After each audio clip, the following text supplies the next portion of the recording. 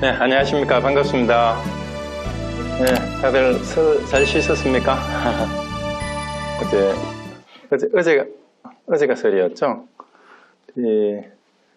설이라도 한국에는 뭐 가족들도 5인 이상 못 모이게 하고 해서 대체로 그 차례도 제대로 못 지내고 그런 분들 많다고 그랬는데, 또 미국 사니까 설이라도 평일이니까 설인 줄도 모르고 그냥 지나갔습니다.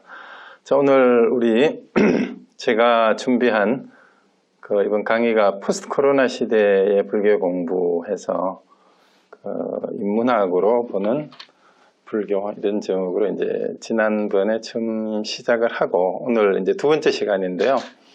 오늘은 이제 지난번에는 그냥 강의 개요만 얘기를 하고 어떤 방향으로 대체로 강의를 진행하겠다라는 말씀만 드렸습니다. 오늘 지난주에 이어서 오늘은 이제 본격적으로 종교란 무엇인가라고 이제 이걸 뭐 종교의 의미를 따지기 전에 우리가 종교에 관심을 가지고 공부를 하는 이유는 또 신행 활동을 하는 이유가 뭔지를 우리 각자가 한번 돌아보는 기회가 됐으면 좋겠고, 그 가운데서 왜 또 하필이면 여러 종교 가운데 불교인가 하는 데 초점을 맞춰서 한번 얘기를 해보도록 하겠습니다. 그럼 오늘 또 제가 준비한 파워포인트 자료를 보면서 시작을 하도록 하겠습니다.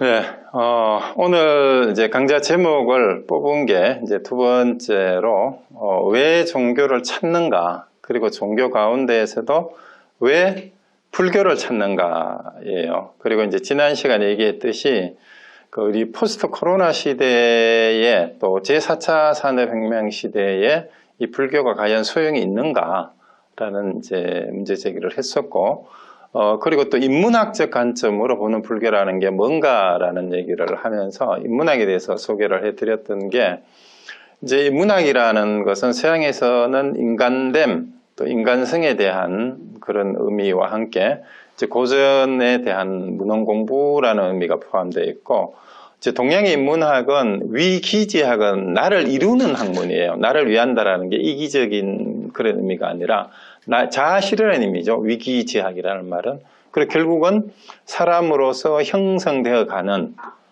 그런 사람됨을 공부하는 것이 인문학이고, 거기에는 문사철을 다 포함하고 있다는 얘기는 지난번에 말씀드렸습니다.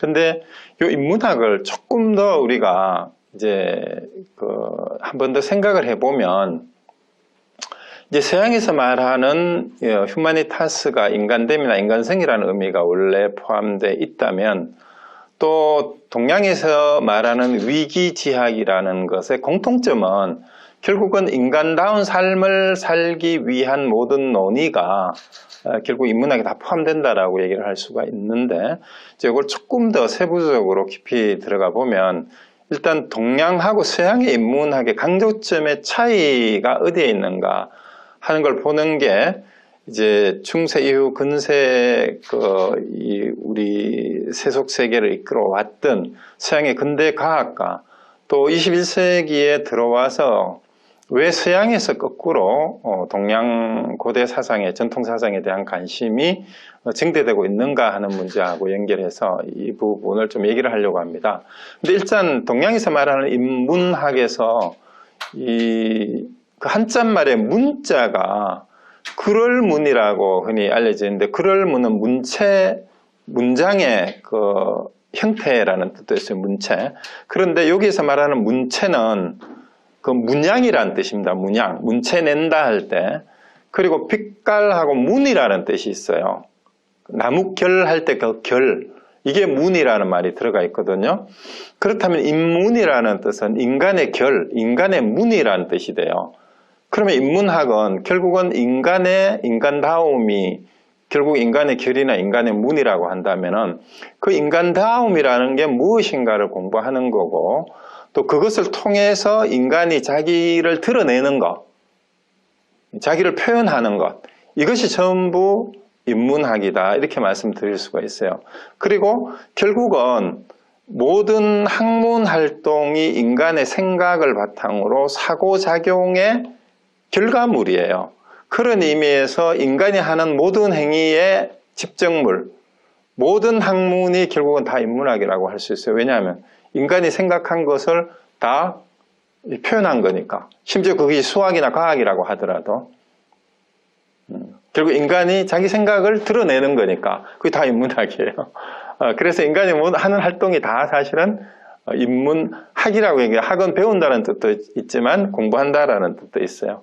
우리 생각하는 게 다 포함이 되는 거죠.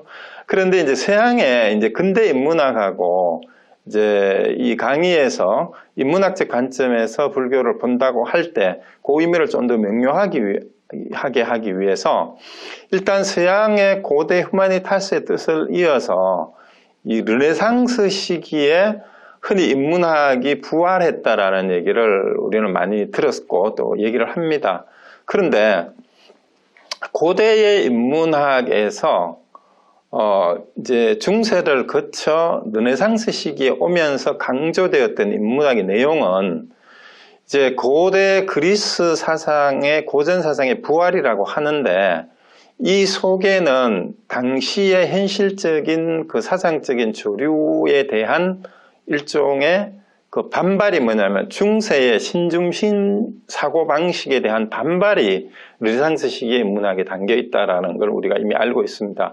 그래서 르네상스 시기의 인문학은 신으로부터 독립된 존재로서 인간이란 무엇인가라는 인간성에 대한 탐구가 주류를 이루게 되고요. 심지어는 기독교조차도 종교개혁 과정에서 하나님 앞에 홀로 선 존재로서 독자적인 인간으로서 하나님 앞에 선 독생자로서의 인간에 대한 얘기가 시작이 되면서 보편론과 유명론 논쟁이 벌어지고 유명론의 개별자죠. 개별자. 보편이 실제하는 것이 아니라 실제하는 것은 개체일 뿐이다. 보편은 이름일 뿐이다. 라는 것이 유명론이고 이 유명론이 종교개혁에 영향을 미쳤어요. 그러니까 신으로부터 신과 인간의 관계를 재설정한 게 이제 종교개혁이라고 볼 수 있습니다. 그리고 이제 전체적인 근대 사상은 그래서 인간을 강조하다 보니까 호모 사피엔스, 즉 생각하는 존재, 이성적 존재로서의 인간이라는 호모 사피엔스가 가진 특성을 바로 이성이라고 보고 그 이성이 가진 그 이제 사고작용, 계산 가능성이 바로 합리성이에요. 그래서 이 합리성을 강조하는 것이 근대 사상의 이제 주류가 됐고, 그래서 근대화 과정은 합리화 과정과 동일시하게 되는 그런 경향이 이제 서양 근대 학문을 이끌어 왔습니다. 그리고 종교에도 이게 영향을 미치게 되고, 그러다 보니까 이제 그 합리적인 방법으로 신을 이해하려고 하고 종교를 이해하려고 하다가 보니까 과학이 발전하면은 또 인간의 이성과 합리성이 발전이 되면은 종교는 필요가 없다라는 주장도 이때 이제 무신론자들이 합리적인 논거를 가지고 나오기 시작한 것도 이때예요. 자, 그렇게 해서 이 서양의 근대 인문학은 학문 탐구의 대상에서 신성을 제외하는 이런 경향이 두드러졌어요. 이 철학이나 인문사회학 전 분야에서. 그래서 신학은 별도의 중세까지만 해도 철학은 신학의 신여라는 말이 있듯이 신학에 복무하는 거였는데 이제 근대 이후에는 모든 이제 학문들은 오히려 신학으로부터 독립해서 이제 신성을 도외시하고 과학적이고 합리적인 사고방식이 도출된 것만을 과학적인 학문의 그 근거나 주장으로 얘기하기 시작한 게 이제 주류예요. 그러다 보니까 신과 인간, 또 종교와 세속을 엄격히 분리하기 시작하고 또 자연과 인간도 이분법적으로 분리해왔던 게 이제 근대 서양의 학문의 지금까지의 주류의 흐름이었다고 볼 수 있습니다. 그런데 이 동양에서는 고대부터 지금까지 유불선의 이제 그 3대 종교 혹은 사상이 문사철을 포함해서 인간과 신을 또 자연과 인간을 이분법적으로 분리하지 않았어요. 그리고 인간과 신이 또 혹은 하늘이 또 자연과 인간이 서로가 서로를 그 풍부한 것이라고 보고 인간은 태어날 때부터 신성이나 하늘을 천명을 타고난 것 혹은 풍수한 것이라는 이런 인식이 강했었죠. 동양 사상에는. 그래서 동양의 인문학에는 근본적으로 인간의 본성이나 인간의 본질을 신성과 동일시하거나 분리되지 않은 거라고 봤기 때문에 인간의 본성을 깨닫는 것이 곧 도를 깨닫는 거고 천명을 깨닫는 것과 동일시되었어요. 그래서 이거는 신과 인간이 둘이 아님을 아는 거고, 그러다 보니까 동학에 와서는 인간이 곧 하늘이다 라는 주장도 나오게 되는 거죠. 그래서 하늘이 인간이 곧 신과 하늘, 인간과 합일되는 거. 그래서 동양의 인문학은 통합을 기초로 인간 완성을 추구한 그런 전통이 있었다. 그리고 그것이 그대로 전해지고 있다라고 볼 수가 있습니다. 그래서 이러한 신과 인간, 자연과 인간을 분리하지 않는 통합적인 사고방식이야말로 제4차 산업혁명 시대의 융합과 복합적인 사고가 요청이 되는 이런 시대에 더욱더 필요한 사고방식이 될 수도 있다. 그래서 인문학적 관점에서 이 불교를 다시 한번 또 21세기의 여러 가지 철학과 과학의 성과와 함께 검토해 보는 것도 그래서 의의가 있다라는 얘기죠. 그리고 좀 전에 말씀드렸듯이 모든 인간의 사고 활동이 표현된 것이 인간의 학문이에요. 그것이 인문사회과학이든 자연과학도, 수학도, 심지어는 신학도, 신에 대한 학문은 뭐예요? 신에 대한 인간의 생각을 적어 놓은 거죠. 그게 신학이에요. 그러니까 결국은 신학과 철학과 자연과학, 수학, 인문학, 사회과학이 전부 다 뭐예요? 인간 사고의 총체라는 점에서 다 인문학이에요. 그래서 인간 사고의 모든 체계적 집적이라는 의미에서 모든 학문이 인문학인 거죠. 그리고 신과 믿음과 깨달음도 인간의 생각일 뿐이에요, 사실은. 신을 믿든 안 믿든. 그것도 신을 믿는다라고 하는 것도 인간의 생각이고, 신을 안 믿는다라고 하는 것도 인간의 생각이에요. 자, 그렇다면 여기서 중요한 게 뭐예요? 신에 대한 모든 논의와 학문도 결국은 깨달음에 대한 논의도 인간의 생각을 규정한 것일 뿐이다. 모든 신에 대한 생각조차도 결국은 인간의 생각을 규정한 것일 뿐이다. 그 결국은 포인트가 뭐냐면 인간의 생각이 무엇인가예요. 그래서 이 불교는 인문학의 정수다라고 할 수 있어요. 인문학의 정수다. 왜 그런가 하면 인간이란 무엇인가, 또 인간의 본성이란 무엇인가, 그리고 결국은 또 그 다음에 여기 더 나아가서 삶이란 무엇인가라는 질문에 대해서 인간 사고의 가장 심층, 우리 불교에서는 아레아식이라고 하죠. 여기까지도 파헤쳐서 생각에 대한 생각이라고 제가 적었는데요. 여기서는 앞에 우리가 한글로 그냥 생각이라고 쓸 때는 한자말이 없어요. 우리가 말하는 우리의 사고방식 생각을 말하는 건데, 여기에 제가 한자로 날생자에 깨달을 각자를 적은 거는 제가 만든 조어예요, 그냥. 그래서 생각에 대해서 생각을 한다라는 것이 생생한 깨달음이자 깨달음이 생기는 거예요. 그래서 생각의 궁극적인 정수인 깨달음을 밝히는 것이기 때문에 바로 불교가 인문학의 정수이고요. 더 나아가서는 삶이란 무엇인가 하는 것을 바로 직설적으로 가르쳐 주는 거고, 삶 자체가 바로 불교예요.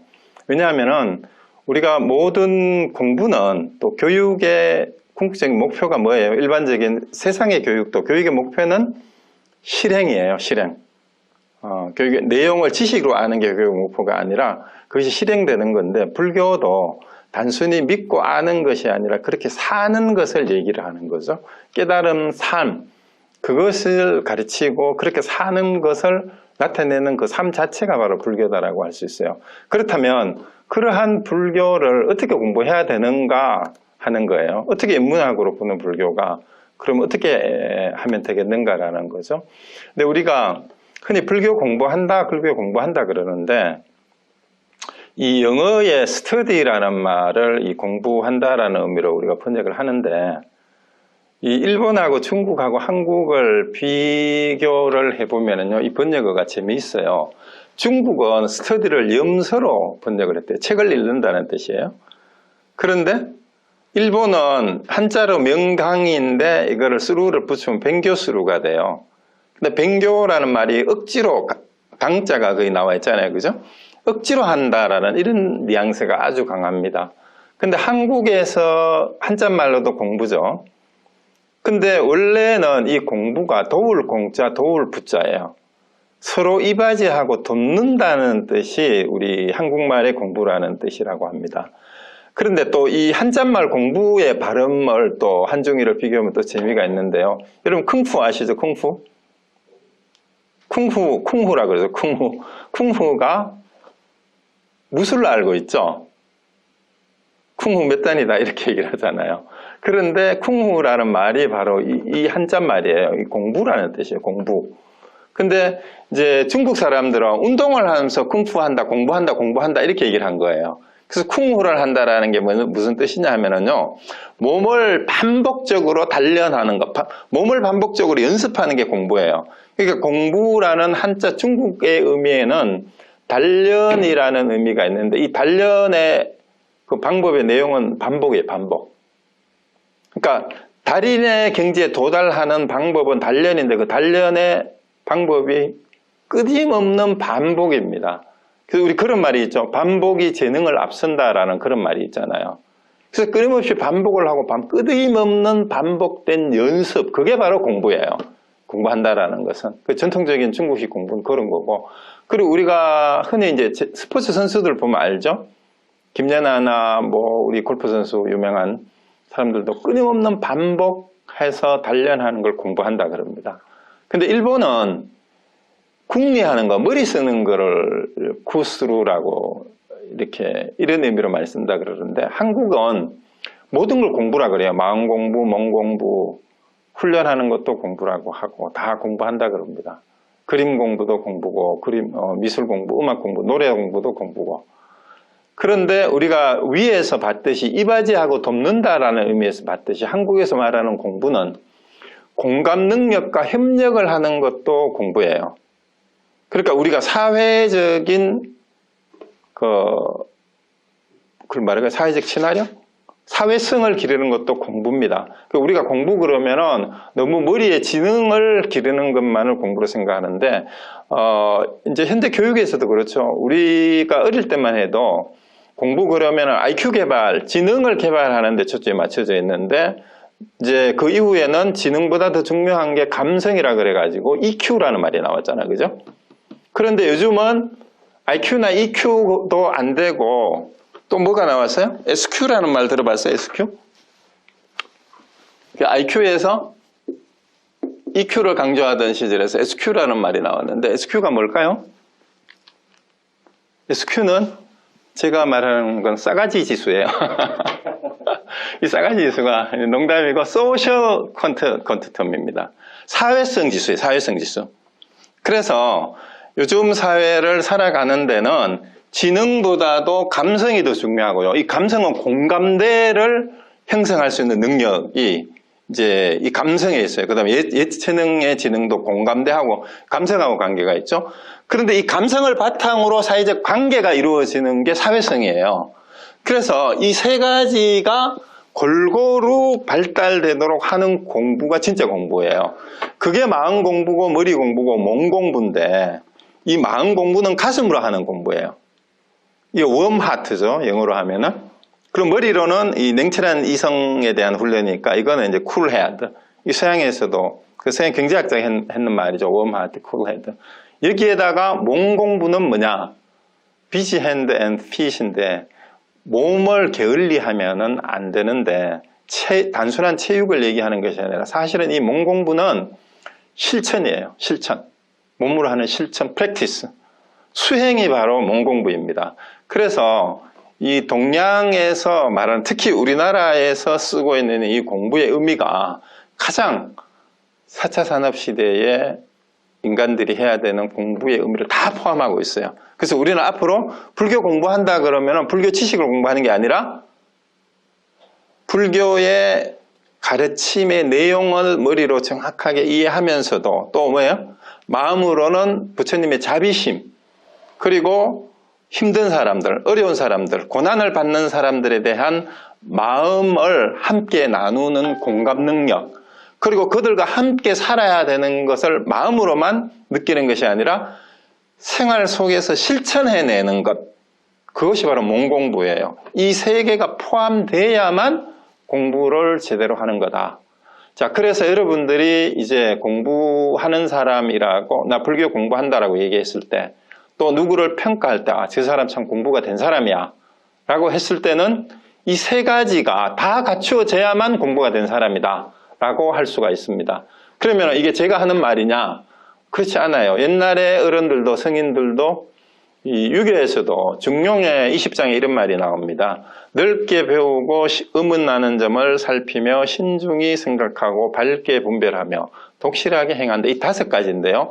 박학지, 신문지, 신사지, 명변지, 독행지예요.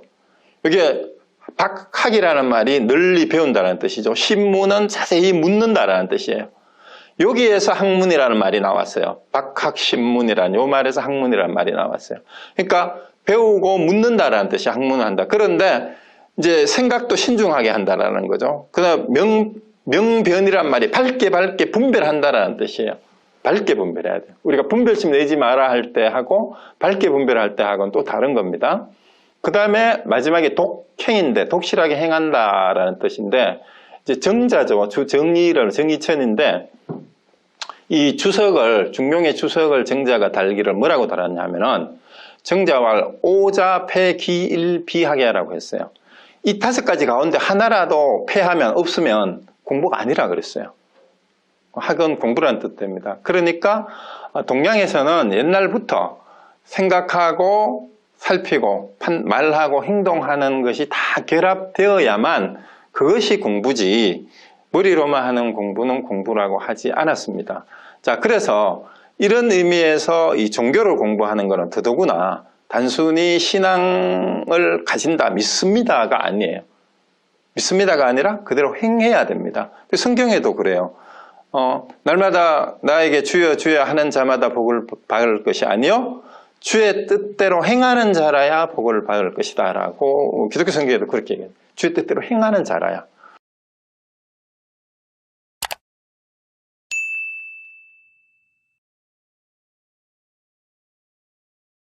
자, 그래서 우리가 종교를 찾는 이유는 그럼 뭘까요? 종교를 찾는 이유는 왜 종교를 찾는가예요?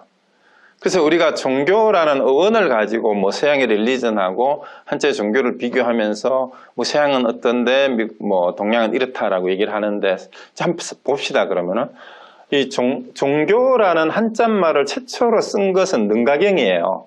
능가경에서 산스크리트어를 시단타 데사나를 번역하면서 근본이 되는 가르침이라는 의미로 종교를 이제 한자로 썼다고 합니다.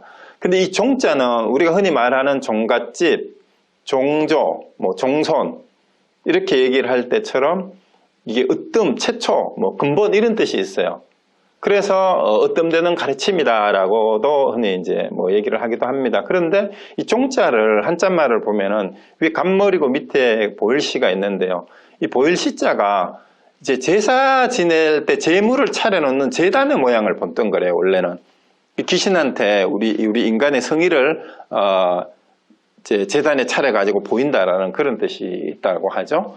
그러니까 기본적으로 종자는 이 제사하고 좀 관계가 있어요.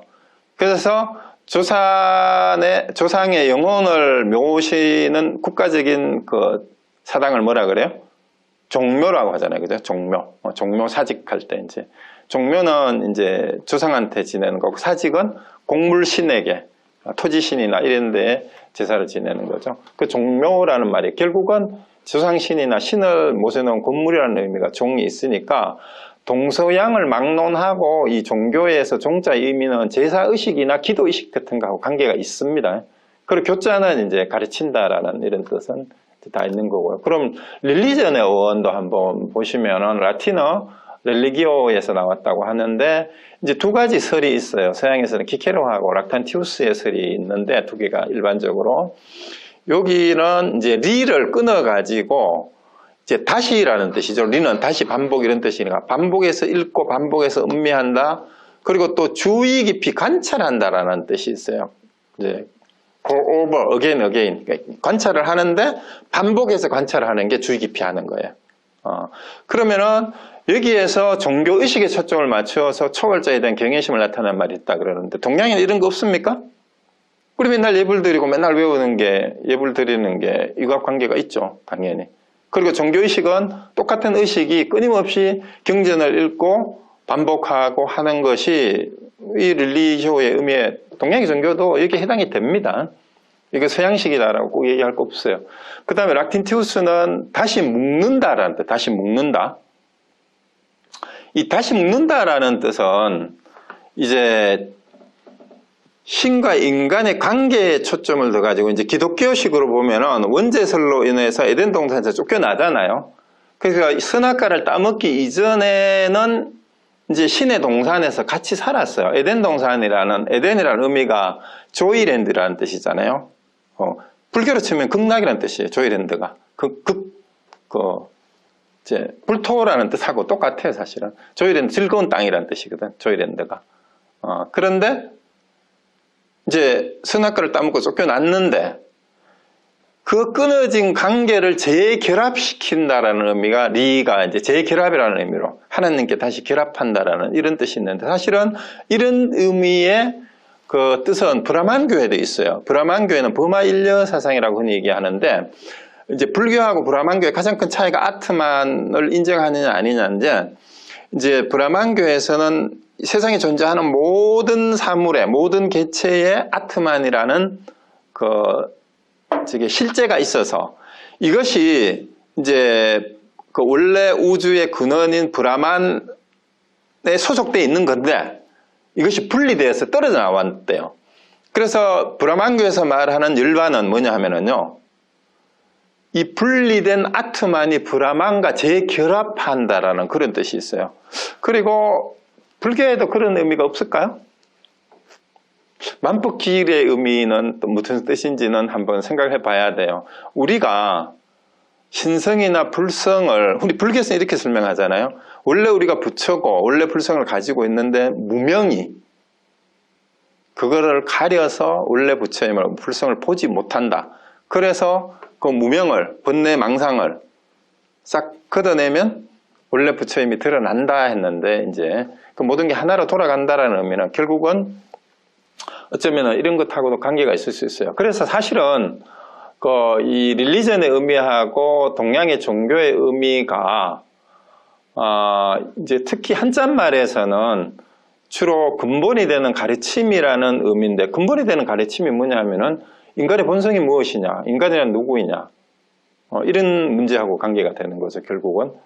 그리고 궁극적인 깨달음, 진리가 뭐냐라는 거하고 관계가 되는데 동양에서 이제 말하는 이 궁극적인 깨달음, 진리는 서양에서는 그것을 인격 신화해서 신으로 신과 인간을 분리시키는 이런 과정에서 신을 인간과 분리를 시켜버려서 그랬지 사실은 그 근원적인 의미는 신입니다.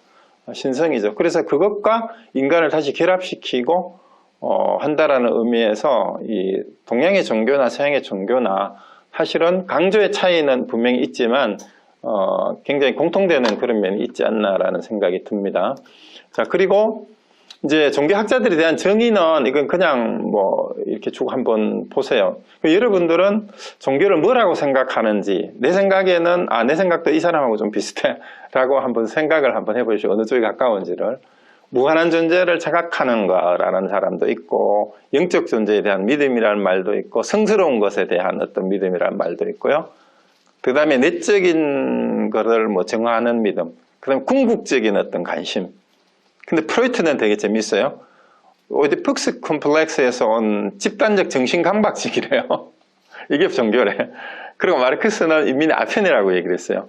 저기는 우리가 보기에는 긍정적인 것도 있고 부정적인 것도 있죠. 그래서 프로이트하고 마르크스는 종교를 굉장히 좀 부정적으로 보는 측면이 있는데 이것은 이 사람들이 살던 당시에 기독교의 어쩌면은 그때 당시에 상황하고 관계가 있다고 보면 돼요. 그럼 오늘날의 한국의 코로나 사태에서 방역수칙 어기는 그 개신교도들을 보고 얘기했다면은 이 사람들은 또 뭐라고 했을까요? 정말로 지극히도 말 안 듣는 진짜 집단적 정신강박증이라는 말하고 좀 통할 것 같아. 그러니까 여러분들 그런 말 막 하고 싶죠? 우리가 XX 같은 놈이라고 또라이라는 말을 하고 싶은 그런 이제 말들이 많이 나오잖아요. 그죠? 그래서 이제 결국은 이제 종교는 물론 이제 그 이전에 궁극적인 어떤 의미하고 연관되는 거라는 것을 얘기를 많이 이제 어원에서 보면 근원적인 어떤 문제하고 관계된다라는 얘기가 많고요. 그 다음에 종교가 왜 생겼을까?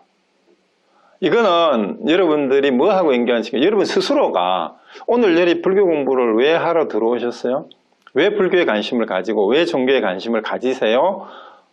라고 여러분 스스로에게 한번 물어보세요. 그러면 이 사람들의 얘기가 어느 게 설득력이 있는지도 대충 뭐 자연숭배 이론이라는 거, 이 토테미즘이죠. 정령숭배는 애니미즘이라 그래요. 이제 그 다음에 그 심리학적 이론은 어떤 두려움에 대한 감정적 반응이다. 불안감이나 두려움. 이것도 상당히 이의가 있어요. 그 다음 사회적으로는 이제 어떤 공동체의 단결이나 질서 유지를 위한 어떤 사회적 기능을 하는 것이 또 종교다라는 이런 그것 때문에 생겼다라는 얘기도 있고요. 이게 이제 인민의 아편이라고 했을 때는 부정적으로는 마르크스는 여기도 막스 웨버 같은 사람은 사회 변화와 발전에 또 영향을 끼치는 게 또 종교라고도 얘기를 합니다. 그 다음에 뭐 이제 어떤 사람들은 과학에 뒤떨어진 거다라는 이런 성향도 있고, 진화론으로 보면 애니미즘이나 토테미즘이나 주술에서 유일성 신화가 발전했다라고 하는데 이거는 이제 서양에만 해당이 되죠. 근데 어쨌든 제 생각에는 이제 엘리아드가 성과 속이라는 책이 있는데요. 멀치아 엘리아드라는 사람이 루마니아 사람인데 나중에 미국에 와서 살았어요. 이제 성하고 속을 구분을 해서 성스러운 것을 일상적인 것을 넘어선 어떤 거라고 해서 성과 속을 구분을 하는데, 우리가 이 재난은 우리가 괴로움이에요. 이제 그 뭘 재난이라고 보는가 하면 완전한 것으로부터 완전성으로부터 분열이 된 것, 분리가 된 것을 재난이라고 보는데, 결국은 구원이라고 하는 것은 뭐냐 하면은 분열해서 온전한 것으로 완전한 것으로 다시 돌아가는 것을 구원이라는 의미로 이렇게 이제 놓고, 이제 영어에서 말하는 heal이라는 말은 이게 공정한, 강직한 뭐 이런 뜻이 있어요. 그리고 건강하다라는 거, 치료한다라는 말이나 또 성스럽다라는 말이나 전체라는 말이 전부 온전함이라는 말하고 관계가 있대요. 온전함, 온전하다라는 말. 이런 거 보면 결국은 이제 이 성스러움하고 관계해서 이제 새 속된 것과 성스러운 것을 구분하고 성스러운 것을 종교 영역으로 보려는 의미가 있는데, 이 릴리전의 어원이라든가 버마일레나 만법귀일의 말도 보면은 어떤 의미에서는 이 분리되어 있던 것이 완전한 전체인 하나로 되돌아간다라는 이런 의미가 좀 내포가 되어 있는데, 만법귀일은 좀 다를 수도 있어요. 근데 이거하고 한번 비교를 해보면 좋을 것 같아요. 그러고 결국은 종교를 찾는 이유는 여러 가지가 있겠지만 공통적인 건 이런 게 아닐까 생각이 들어요. 많은 사람들이 어떤 부족이나 결핍이나 공허함, 심리적이든 물질적이든 다 포함이 돼요. 고난과 어려움을 극복하기 위해서, 또 행복을 위해서, 그게 물질적이든 정신적이든지 간에 또 육체적이든 관계없이 지적 욕구이든 하여튼 그게 어떤 것이든지 간에 뭔가 모자라고 충족되지 않는 것, 완전하지 못한 것, 이해할 수 없는 것, 설명할 수 없는 것, 이걸 통틀어서 괴로움이나 두려움 혹은 불안감하고 연결시킬 수가 있습니다. 그래서 불교에서 말하는 고도 이런 거죠. 그러니까 그 괴로움을 극복하고 보다 나은 삶을 살기 위해서, 편안한 삶을 살기 위해서, 행복한 삶을 추구하는 것이 인간의 종교를 떠난 기본 욕구라고 할 수 있어요. 그러면 결국은 종교라는 것은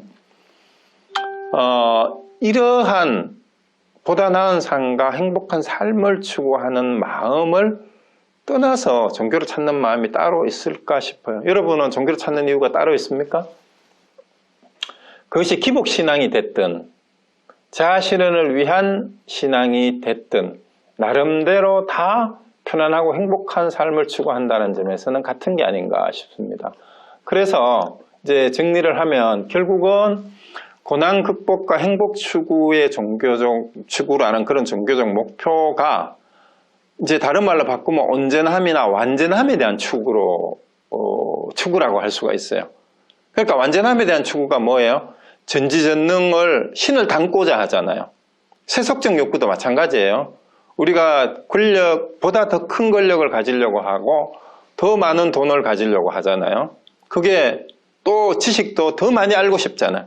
단순히 1등을 하는 게 아니라 정말로 다 알고 싶어하는 욕심이 누구나 있어요. 그리고 또 늙지 않고 오래 살고 싶어하는 영생에 대한 욕구, 아니면 일체 모든 구속으로부터 벗어나는 자유롭고자 하는 해탈에 대한 욕구, 그 다음에 모든 번뇌망상, 금신걱정 이런 거를 다 좀 없애고 싶은 생각, 이게 일반이죠. 이런 것들을 추구하는 것이 결국은 이제 행복 추구하고 종교적 목표하고 관계가 있다. 그래서 이러한 것을 추구하는 태도가 소극적인 사람들은 의지하려는 마음이 있어요. 의지하려는 마음은 이제 탈핵신앙이나 기복신앙으로 이게 나타날 수가 있죠. 근데 이걸 적극적으로 자기 스스로 주도적으로 해결하려는 사람은 이 자아실현 욕구가 강한 사람이라고 볼 수 있는데, 이게 이제 자력신앙이나 수행으로 이제 가는 게 아닌가 싶어요. 그 모든 종교는 이런 게 다 같이 어느 쪽이 더 강하냐 약하냐의 차이뿐이죠. 불교에도 사실은 숫자로 보면 주류는 탈핵신앙, 기복신앙이 더 많죠. 그리고 세속적 의미에서 장사가 되는 거는 탈핵신앙이나 기복신앙을 해야 사람도 더 많이 몰리고 돈도 됩니다. 근데 자력신앙을 추구하는 수행을 얘기를 하면은 별로 없어요. 사람도 안 와요. 돈도 안 돼요. 근데 어쨌든 이제 주도적이란 말이 프로액티브죠. 프로액티브. 그러니까 이제 우리가 주도적인 거하고 그 다음에 주도적인 게 아닌 게, 영어로 프로액티브는 행동하는데 앞선다라는 뜻이, 앞서서 행동한다는 뜻이고, 그 다음에 주도적으로 하지 못하는 사람은 늘 리액션밖에 없어요. 리액션은 반응밖에 없죠. 어디에 의지해서 그게 반응하는 게 리액션이고, 이제 주도적인 삶은 프로액션이에요. 프로액티브. 그래서 이 자력신앙 쪽에 또 수행에 더 관심을 가지고 이쪽을 통해서 자기의 행복을 추구하려고 하는 사람은, 해탈과 열반을 추구하는 사람은 더 프로액티브한 성향이 강하다고 볼 수가 있고요.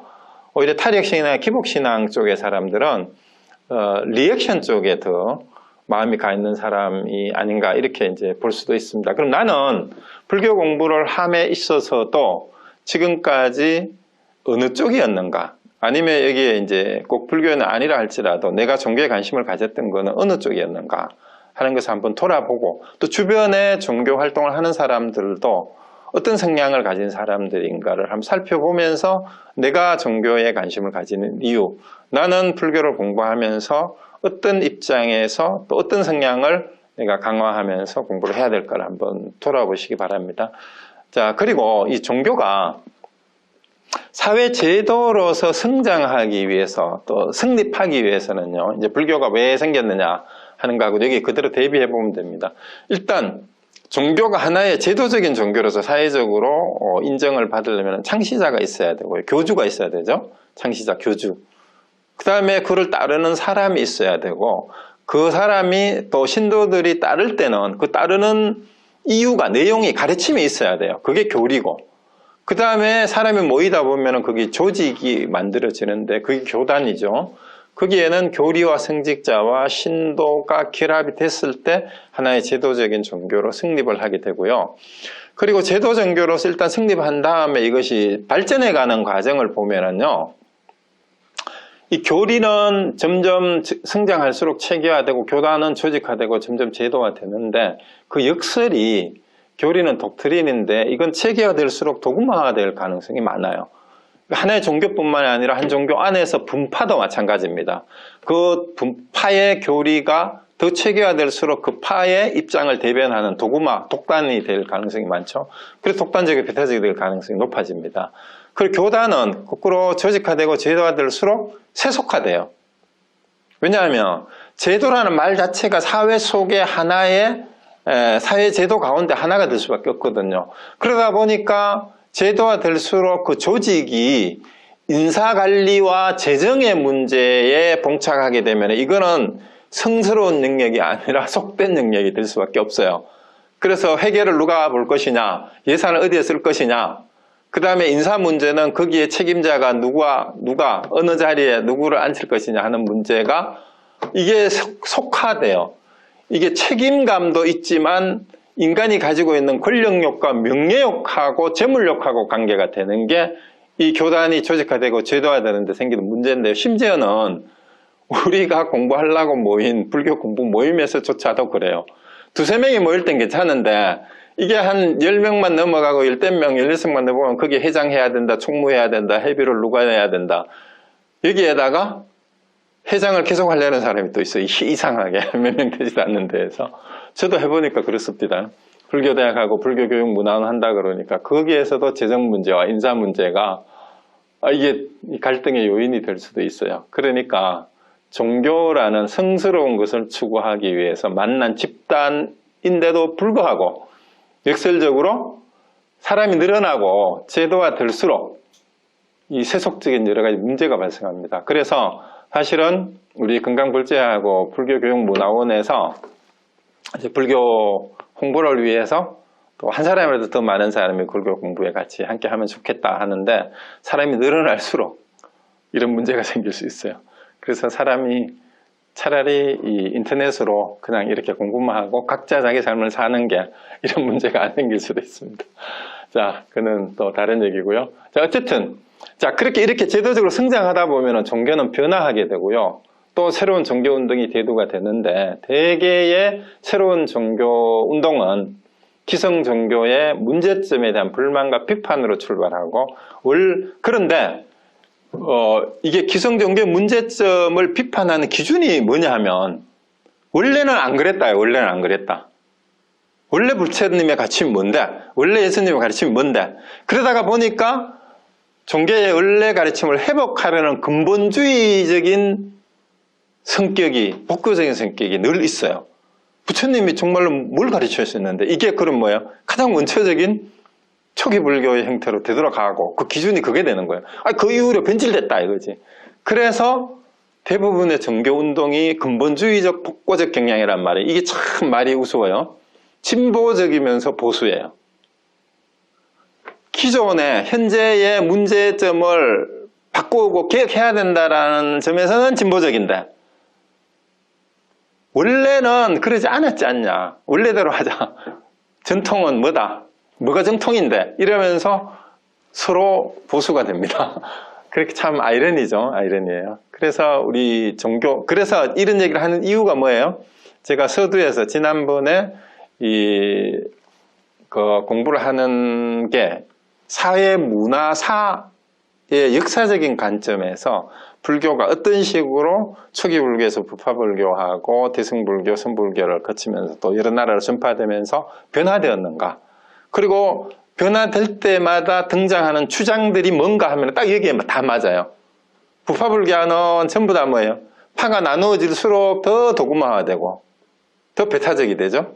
그리고 제도화될수록 교단이 커지면 반드시 발생하는 문제가 재정 문제하고 인간관계에서 생긴 인사 문제, 또 신도들하고 관계, 이제 현대에는 신도들하고의 여러 가지 이성적인 문제 이런 것까지도 문제가 생기는 거죠. 그리고 새로운 변화는 항상 원래 부처님 가르치면 그게 아니지 않냐. 뭐가 진짜 부처님 가르침인데 라는 걸로 늘 테고요. 기독교도 예외가 아닙니다. 종교개혁은 늘 그런 식으로 진행이 되었어요. 자, 그래서 오늘날의 종교가 문제가 많다면 또 새로운 종교개혁이 정말로 필요한 시점이다 라고 얘기할 수가 있죠. 자, 그래서 종교를 전체의 역사의 흐름과 함께 비교 역사적 관점에서 보는 이유도 거기에 있습니다. 그리고 또 근본적으로 인간에 대한 근원적인 성찰을 게을리하지 말아야 된다는 점이 바로 인문학적인 관점을 놓쳐서도 안 된다는 거고요. 그런데 동양의 종교는 사실은 이제 3대 종교가 흔히 유불선이라고 얘기를 하는데 선은 도가 도교를 다 포함한 건데요. 좀 애매해요, 이것도. 선을 꼭 도가 도교하고 연결시키지 않고 우리나라의 고유한 그 수행법을 선이라고 표현하는 사람들이 많습니다. 근데 우리나라에서 말하는 유불선은 흔히 도가적 전통을 다 포함하는 거고 우리나라에서 선교는 이 풍류도, 화랑도를 얘기한다는 점에서 사실은 도가나 도교하고 또 다릅니다. 그래서 어쨌든 일반적으로 말하는 유불선은 이 배타적이기보다는 서로가 굉장히 섞여 있어요. 우리 동양의 종교는. 그래서 그 공통적인 게 성인의 가르침을 배우고 공부하고 수행하여 체득함으로써 인간 완성을 지향한다는 점에서 이 강조의 차이는 있지만 공통적이고요. 그리고 지천명이나 득도, 체득, 깨달음 이런 보편적 지식의 획득이라는 점, 그리고 거기서 실천하려고 했다라는 점에서 공통점이 있는데, 이제 동양 종교의 그 내용이나 방법, 목표를 비교해 보면 이렇게 표현을 할 수가 있어요. 제가 생각하기에 여기 유교 대신에 도가라고 적어 놓은 거는 도가 사상하고 도교하고는 또 차이가 많아요. 그래서 그냥 도가로 적었습니다. 이 유교는 흔히 이제 그 수행의 내용은 극기하고 수기라고 할 수 있어요. 극기봉예가 바로 인이에요. 인. 극기봉예를 한마디로 표현하면은 극기봉예 위인이다라고 이렇게 한마디로 얘기하죠. 그리고 이제 자기를 닦는 거고, 자기를 이기고 자기를 닦는 거고, 그 경공부라는 게 우리 불교 참선하고 비슷한 일종의 사색 명상이에요. 요것도 경이나 자망이나 참선이 다 공통적인 게 명상이라고 할 수가 있습니다. 그래서 유교의 선비들도 명상을 했어요. 책을 읽고 나서 앉아서 이렇게 사색을 하는 걸 경공부라고 했습니다. 그리고 이들의 목표는 세상을 어떻게 제대로 다스릴까인가에 있어요. 그래서 수기 다음에 늘 따라오는 두 글자가 치인이죠. 수기, 치인. 그래서 수신제가 치국팽천하라는 말도 이제 거기에 나오는 거고요. 그래서 세상을 다스리는데 이 세상을 다스리는 현실적으로, 실천적으로 어떻게 하면은 극기봉예한 인을 실천하는 세상을 만들 것인가, 인의를 실천하는 세상을 만들 것인가, 그 목표에 있었고요. 도가사상은 자기를 잊어버리고 모든 명예와 공을 잊어버리는 거예요. 오상아라는 말도 망아라는 말하고 똑같죠. 나를 죽인다라는 뜻이에요. 그런데 그거를 위해서 앉아서, 좌망이라는 말이 앉아서 일체 모든 걸 내려놓고 잊어버린다라는 뜻입니다. 내려놓는 공부예요. 그리고 세상을 잊어버린다. 그 세상의 온갖 대립과 분열과 이런 것들을 내려놓는다라는 불교의 말하고 아주 가까운 게 망세예요. 그런데 불교는 무아연기의 깨달음을 통해서 이제 참선반복을 수행을 통해서 출세라는 말을 하는데, 이 출세의 의미는 여기서 부모 형제를 버리고 세속의 생활을 떠난다라는 의미가 아니에요. 그런 의미가 아니고 세속적 기준을 벗어나서 이제 성스러운, 이것도 또 말을 쓰면 안 되는데, 출세의 의미는 뭐예요? 세속적인 인간관계나 이기적인 인간관계를 넘어서서 세상을 살아간다라는 그런 의미예요. 그 출세라는 의미는 세상을 떠난다라고 흔히 번역을 하지만, 이 출가의 의미라기보다는, 세상을 떠난다라는 의미기보다는 세상의 번뇌, 욕망을 벗어난 세상, 세상의 번뇌와 욕망을 벗어난 삶, 이제 그거를 목표로 한다라는 거죠. 흔히 말하는. 그래서 이제 이러고, 그 다음에 이제 유교에서 인간 완성 과정이나 불교의 시부도는 나중에 언제 한번 얘기할 기회가 있으면 하기로 하고요. 이렇게 그냥 15살에서부터 70세 까지 이 불옥, 지천명, 이순, 중심적 분류구의 이런 과정이 인간 완성 과정으로 이제 공자가 제시하는 과정이다라는 거 알고 계시고, 그다음 불교에는 이제 시부도라는 게 이제 절의 그림 벽화 같은 데 많이 나타나 있는 게 인간 완성 과정을 이렇게 이제 얘기하는 경우가 많습니다. 자, 그러면 일단은 이제 일반적인 얘기는 그만두고 우리가 종교를 왜 찾는가라는 주제로 오늘 시작을 했는데요. 종교를 찾는 자세가 어떠해야 하는가를 제가 좀 정리를 해봤습니다.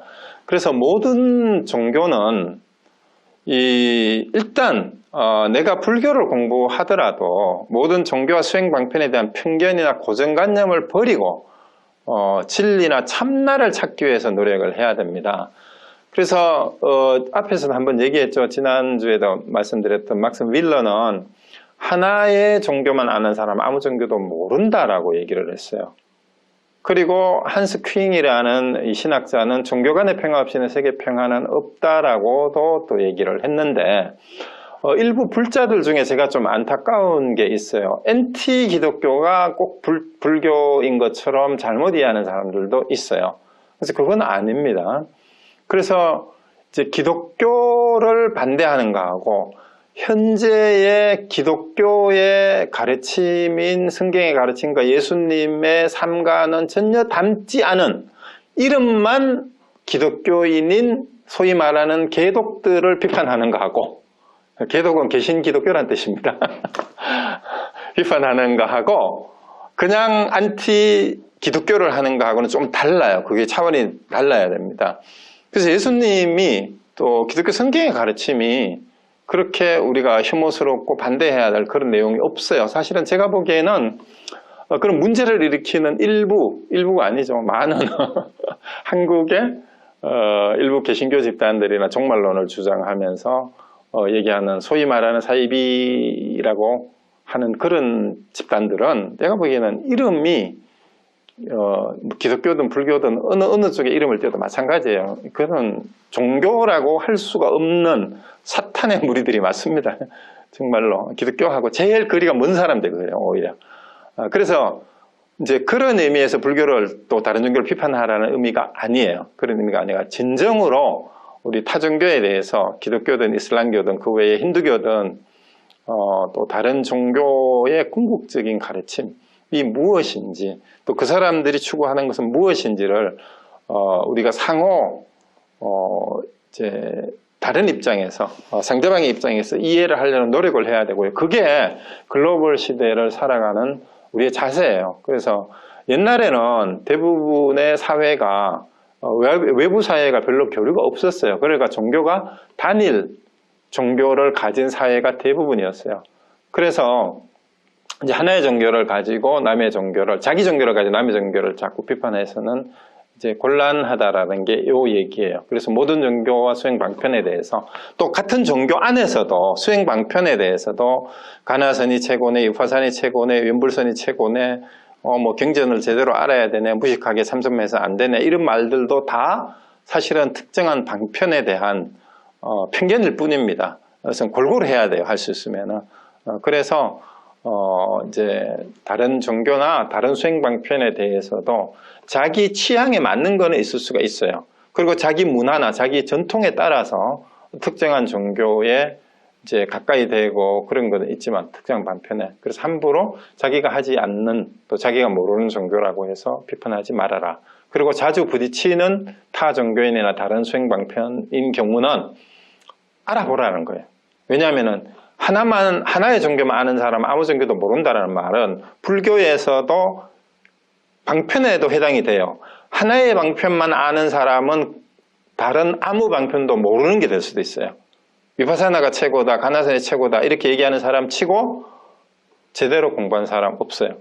왜냐하면은 공부를 양쪽을 다 해보면 강조점이나 형식이 달라 보이지만 이것이 궁극적으로 같은 걸 추구하고 있고 서로 차이점보다 공통점이 많다라는 걸 알게 됩니다. 그래서 이제 여기에 적어놨는 게 무슨 얘기냐 하면은요, 이제 이런 얘기가 있어요.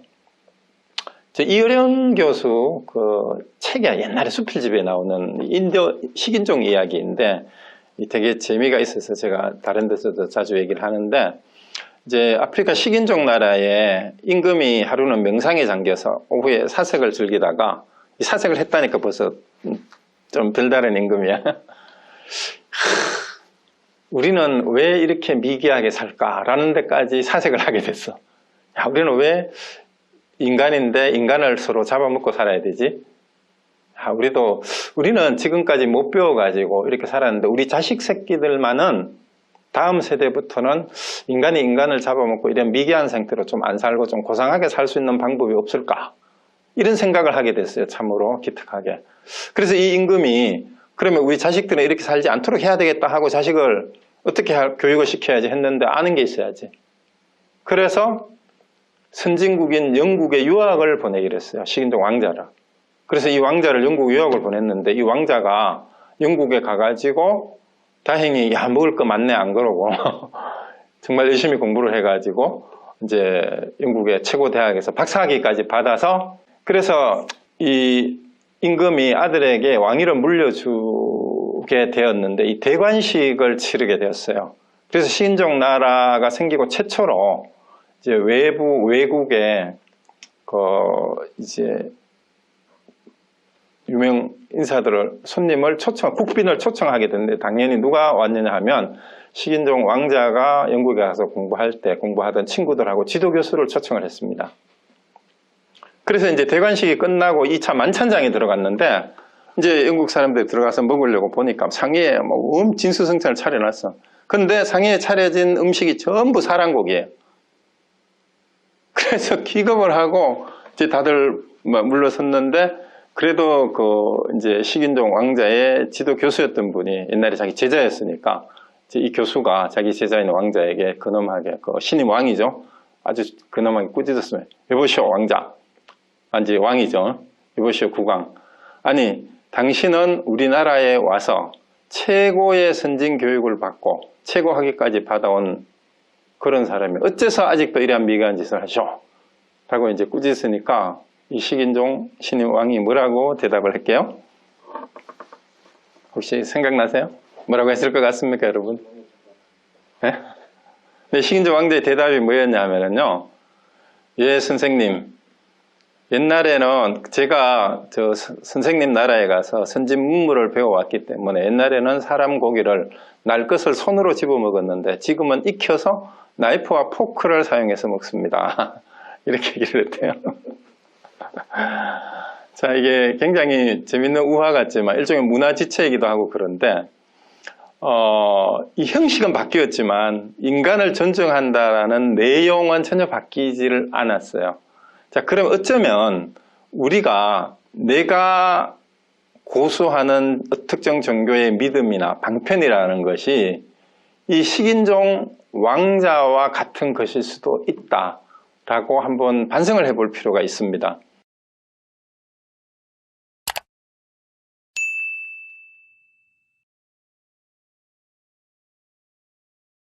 이 오광남 교수의 그 허스키 비유라는 건 뭐냐 하면은 예수는 없다라는 책 혹시 아세요?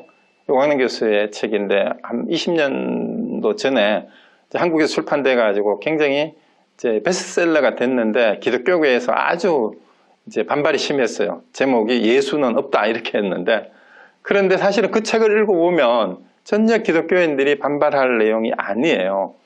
원래 오광남 교수가 이제 캐나다에 있었잖아요. 캐나다에 있으면서 캐나다 한국 신문에 이제 칼럼을 쓰게 됐는데 그 중에 썼던 내용을 모아가지고 책으로 출판했는데, 이제 오광남 교수가 여기 LA 오셨을 때 제가 직접 한번 여쭤봤어요. 그때 우리 어느 모임에서 뵐 기회가 있었는데 누가 그 질문을 했어요.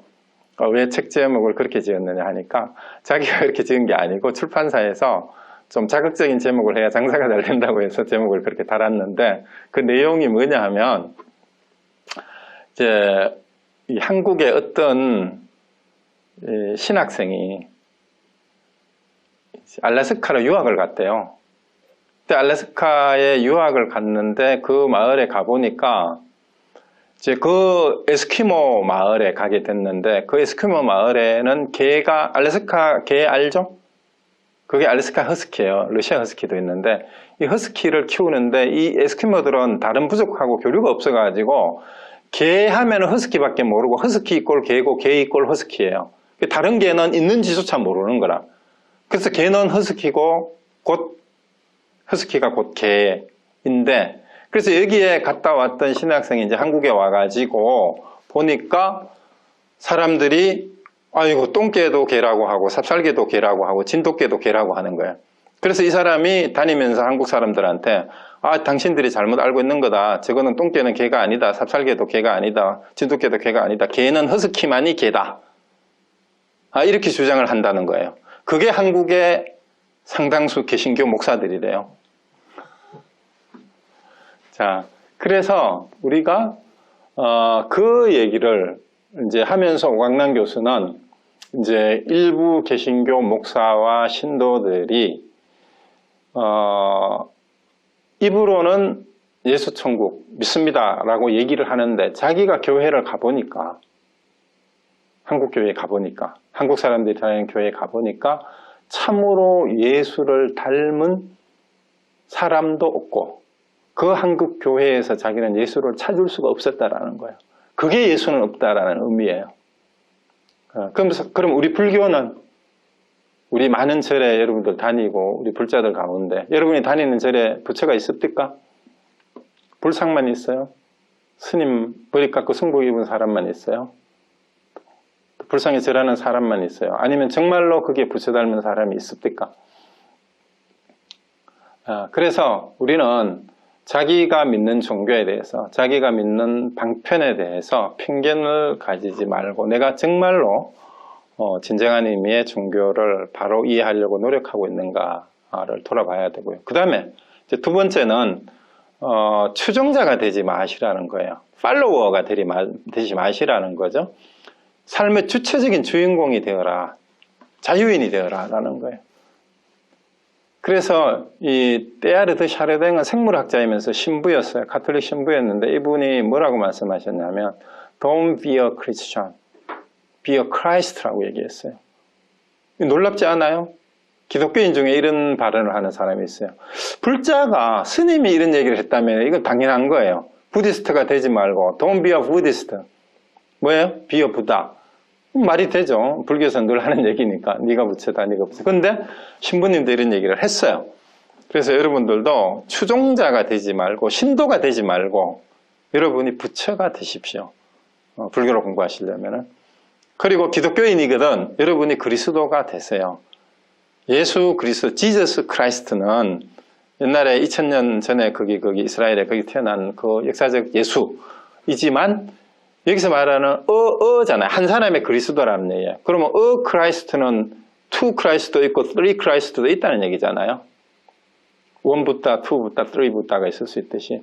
그럼 그리스도는 뭔 뜻이냐면은 존재로 기름 부음 받은 자라는 뜻이에요. 존재 자체로. 그러니까 삶 자체로 활활 타서 살아가는 자가 그리스도라는 뜻이에요. 그래서 그런 사람이 돼야 되죠. 그 다음에 종교인을 보지 말고 종교의 진리를 알려고 노력하라. 우리 수산대사의 선과기관 중에 이런 말이 있습니다. 지제, 자, 안정, 인정, 불기여, 행리처. 그러니까 다만 지자죠. 제, 지, 자, 스스로, 자기의, 안, 눈. 자기의 눈이 바른지를 살필지언정 이 말이야.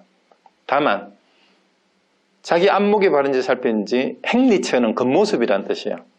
겉모습을 귀하게 여기지 않는다라는 그런 얘기가 있습니다. 그래서 우리가 종교를 찾는 자세는 이런 자세로 우리가 봐야 되고요. 그 다음에 많은 종교 중에 해피는 왜 불교인가 이 말이죠. 왜 불교인가? 그래서 불교는 아까도 제가 말씀드렸듯이 제가 뭐라고 말씀드렸어요? 우리 불교는 이 인문학의 정수다. 앞에서 그런 얘기를 했죠. 여기서. 그리고 인간이란 무엇인가, 인간 본성이란 무엇인가, 그리고 삶이란 무엇인가 일 뿐만이 아니라 불교는 그냥 삶 자체예요. 삶 자체. 불교가 삶 자체라는 얘기는 뭐냐면 우리가 공부를 마음 공부, 가슴 공부, 이제 머리 공부, 몸 공부라고 했을 때 실천하는 삶을 뭐라고 규정할 수 없듯이 깨달음을 뭐라고 규정할 수 없고 불교를 뭐라고 규정할 수 없는데 우리 깨달음의 종교라고 얘기를 흔히 이제 불교를 얘기를 하는데 이제 흔히 이렇게 저는 세 가지로 이렇게 요약해서 불교를 얘기를 할 수 있다. 불교를 불을 부처 혹은 깨달음이라는 말이 부처 불자잖아요. 그러면은 의불지교라는 말은 부처님 혹은 깨달음에 의지하는 귀의하는 종교다 이렇게 말할 수 있고 성불지교는 부처가 된다라는 뜻이에요. 또 깨달음을 이룬다라는 뜻이에요. 그런 종교이기도 하고 본불지교라는 말은 우리가 이 대승불교에 와서 이제 흔히 뭐래죠 아니고 저쪽 우리 대승불교권에 오면서 우리 중생이 본래 부처다라는 불의의 가르침과 하고 방등경이 등장하면서부터 이런 얘기가 많이 나와요. 불의법과 함께 중생이 본래 부처다라는 이런 얘기가 나오는데 결국은 왜냐하면 우리가 불자라는 의미를 누가 그렇게 얘기해요. 부처의 아들이라는 자자가 아들 자자잖아요. 그죠? 신다라는 의미인데 믿는 사람이 아니라 부처 아들이란 말은 아들은 크면 아버지가 되잖아 당연히. 그래서 우리 불성을 다 가지고 있는 존재이니까 우리가 본래 부처라는 거죠. 그래서 그런데 이 불교를 처음 얘기를 하면서 제일 많이 흔히 소개하는 게 이 칠불통계계와 함께 그 조가도림선사의 얘기를 많이 합니다. 조가도림선사의 얘기를 많이 하는데 제가 이 그림을 어디 가지고 왔는데 제 컴퓨터에 넣어놓고 이쪽으로 옮겨 놓질 않았네. 자, 일단 이 칠불통계계 이거는 아마 불교를 조금이라도 공부한 사람이면 다들 안 들어본 분이 없으니까 다 아실 거예요. 이제 우리 대승불교가 등장하면서 본생담에 기초해가지고 과거 칠불이라고 해서 석가모니 부처님 이전에 다른 부처님이 있었다라는 얘기를 하죠. 근데 이분들의 공통된 가르침이 제악막작 중선봉행 자전기 시제 불교인데 흔히 해석을 이렇게 해요. 모든 악을 짓지 말고 온갖 선을 받들어 행하며 스스로 그 뜻을 맑게 하면 이것이 곧 부처님의 가르침인데 이 조가도림선사하고 백낙천의 그 사이에 이게 인용이 돼가지고 유명하게 흔히 스님들 법문에 인용을 많이 하시는데요. 자, 우리가 조가선사하고 도림선사가 조가도림선사하고 백낙천이 살았던 시기가 이 700년 후반에서 800년대 초반이니까 18, 19세기 전후인데요. 이때가 언제면 당나라 후기예요. 당나라 후기인데 당나라의 안사에 난 이후에 굉장히 이미 당나라가 약간 세태조짐에 있던 그런 시기인데 이 백낙천이 유명한 당송팔대가 중에 한 사람인 백거이죠. 호는 이 백거이인데 이 사람이 이제 과거에 급제를 해서 벼슬을 하는데 나름대로 이제 굉장히 자기가 똑똑하고 개혁적이고 진보적이었어요. 그래서 안사에 난 이후 피폐하고 쇠퇴해 가던 당 왕실에 이제 옛날부터 있던 부패한 기성세대들에 대해서 상당히 비판적인 시각이 있었고, 그래서 왕한테 상소문을 올렸어요. 이 부조리에 대한 상소문을 올렸다가 그 수구 이제 관료들한테 밑보여 가지고 또 다른 한직으로 자천이 되기도 하고 그랬던 사람이었어요. 이제 그러다가 이제 항주 자사로 발령을 받아서 그 항주 근처에 이제 조가도림선사가 묵고 있었는데 거기에서 이제 도림선사를 찾아가게 됐어요. 그 항주가 항저우죠. 지금 상해 옆에 안쪽으로 약간 남쪽으로. 근데 이제 거기에서 이제 백낙천이 찾아가니까 조가도림선사는 요 호에서 알듯이 그 새두물이라는 뜻이죠. 가짜가. 이 조가선사는 늘 좀 개팍하게 이름이 나서 이 시간이 나면 참선을 하는데 그 절 앞에 있는 소나무 위에 올라가 가지고 그 새집 옆에 이제 거기에 올라 앉아 가지고 걸터 앉아서 참선을 많이 했다고 그럽니다.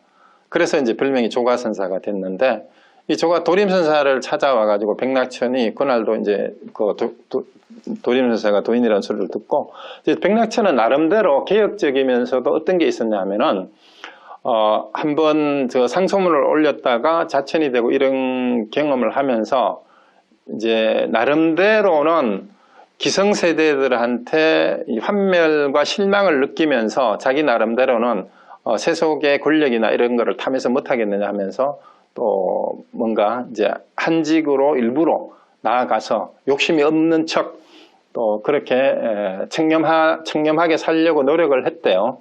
그러다 보니까 이제 스님들도 찾아다니면서 교류를 하고 그랬나 봐요. 그래서 이제 조가선사를 찾아왔는데 와서 보니까 또 나무 위에 올라가가지고 앉아가지고 참선을 하는 걸 보고 이제 백낙천이 인사를 합니다. 스님, 나무 위에 앉아 계시는 거 보니까 위태롭습니다. 떨어질까봐 위태롭습니다. 이렇게 얘기를 하니까 도림선사가 뭐라고 대답하냐면 나는 네가 더 위태롭다. 이렇게 얘기를 한 거예요. 그러니까 백낙천이 아니 나는 벼슬이 자사고 안정된 신분과 지위가 있고 나는 나무 위에 있지도 않고 땅 위에 서 있는데 내가 왜 위태롭습니까? 내가 왜 스님보다 더 위태롭습니까? 그런 거예요. 네가 나보다 더 위태롭다 이러니까. 그러니까 어쩌면은 이게 많은 함축적인 의미가 담겨 있죠. 내가 어떻게 더 위태롭습니까? 이러니까 이제 조가도렴이 거기서 바로 그냥 직설적으로 내지릅니다. 하찮은 세상 지식으로 교만에 가득 차 있고 번뇌를 끊지 못하고 욕망의 불길이 끊이지 않는데 어찌 위태롭지 않다고 하느냐, 이렇게 얘기를 합니다. 그러니까 백낙천도 이미 이제 세상에 그런 쓰고 단맛을 많이 보고 한직에도 자천도 됐다가 했던 사람이기 때문에 그 말을 알아듣습니다. 그렇다면은 저에게 지혜로운 한 말씀을 법문을 하여 주십시오 하니까 일러준 게 바로 이 말이에요. 나쁜 짓 하지 말고 착한 일 해. 그리고 그 뜻을 밝게 하면 그게 부처님 가르침이야. 그 부처님의 지혜의 가르침이 어떤 거냐고 물으니까 이걸 얘기해 준 거예요. 이러니까 백낙천이 뭐라 그랬대죠? 그거는 삼척동자도 다 아는 거 아니오. 3살 먹은 애라도 다 알겠다 이러고 피식하고 돌아서려고 하는데 뒤통수에다 대고 조가선사가 3살 먹은 애도 알지만 8살 먹은 노인도 실체 행하기는 어렵네. 이렇게 얘기를 했다 그러죠.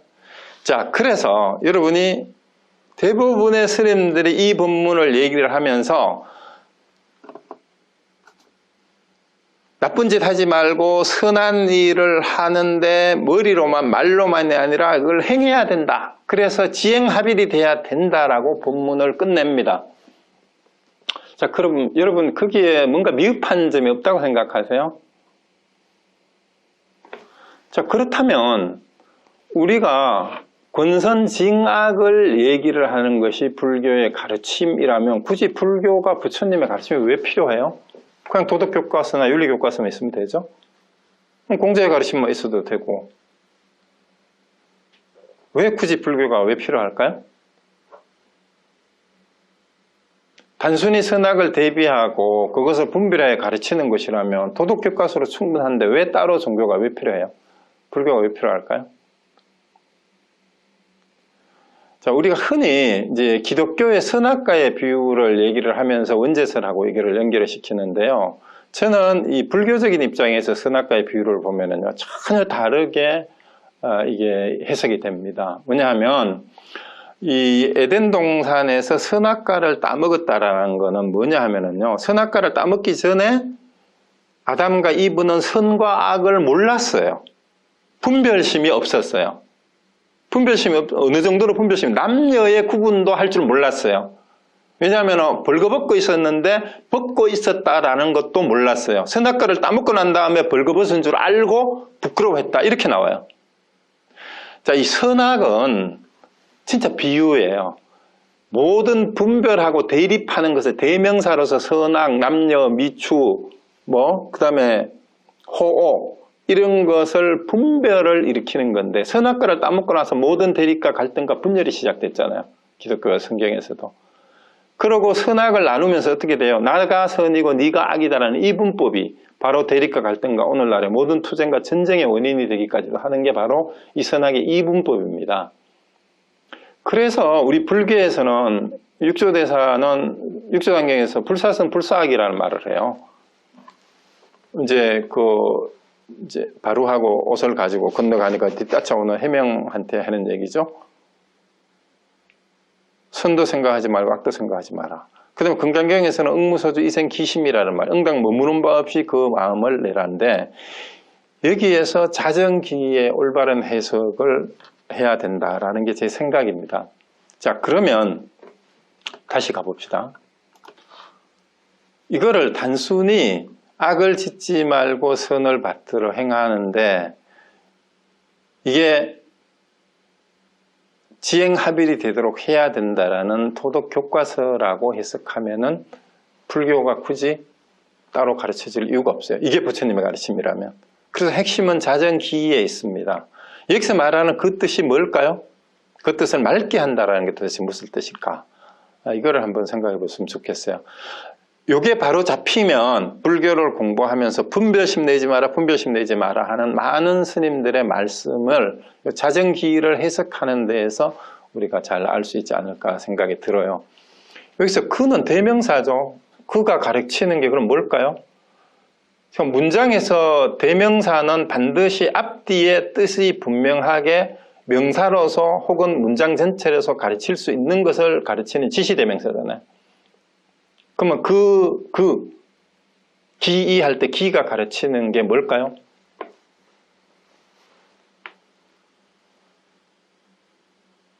그 대부분의 번역을 보면은요, 그 마음을 맑게 하면, 마음을 밝게 하면, 마음을 맑게 하는 게 뭔데? 마음이 불구부정인데 뭐 마음을 어떻게 밝게 해요?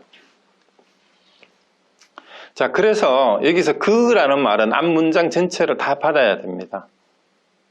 제악막작과 중선봉행. 자, 일단 하나씩 봅시다. 모든 악을 짓지 않았다 라고 하는 뜻도 없애야 돼요. 난 나쁜 짓 안 했어 라는 생각도 하지 말아야 되고, 나는 온갖 선을 받들어 행했다? 나는 선을 행했다라는 뜻도 없어야 돼요. 그게 그 뜻을 맑게 하는 겁니다. 생색내지 않아야 돼요. 그래서 한 손이 하는 일을 다른 손이 모르게 하는 거. 그게 응무소주 이생기심이에요. 건강경에서 말하는 응무소주 이생기심도 응당 머무는 바 없이 악을 행하지 않되 악을 행하지 않았다는 생각에도 머물이 없고, 선을 행했는데도 성을 행했다라는 생각에도 머물지 않고 그 마음을 내는 것. 이게 자정기입니다. 자, 이런 식으로 해석을 해야 분별심 내지 마라, 불사선 불사악이다, 응무소주 이생기심이라는 다른 불교의 가르침하고도 뜻이 맞아떨어지고, 단순히 도덕교과서를 넘어서는 지행합일의 문제, 물론 지행합일이 돼야 되지만 지행합일의 내용도 이렇게 됐을 때 완전히 합일이 될 수가 있어요. 나는 나쁜 짓 안 해, 나는 착한 짓 많이 했어 라고 하게 되면 뭐가 돼요? 바로 달마대사한테 티박 맞은 양무제 꼴이 돼요. 양무제는 내가 불경도 많이 간행을 하고 절도 짓고 스님들 공양도 하고 내가 불교 강의도 하고 내가 이렇게 많은 공덕을 지었는데 내 공덕이 얼마나 됐느냐 라고 물으니까 공덕이 하나도 없다. 달마대사가 그랬잖아요. 이런 맥락들하고 연결을 할 수 있어야 이 첨루통계계가 이것이 곧 부처님의 가르침이 돼요. 그래서 자정기가 중요합니다, 여러분들. 그래서 불교는 우리가 마음 쓰는 공부다, 마음 공부다라고 하는 이유가 바로 요 자정기의 뜻에 달려있는 게 아닌가라는 생각이 듭니다. 자, 그럼 오늘 여기까지 하고요. 다음 주부터 본격적으로 불교를 공부하는 자세, 그리고 초기 불교의 내용부터 부파불교까지 쭉 이제 가보도록 하겠습니다. 자, 오늘 마치겠습니다. 감사합니다.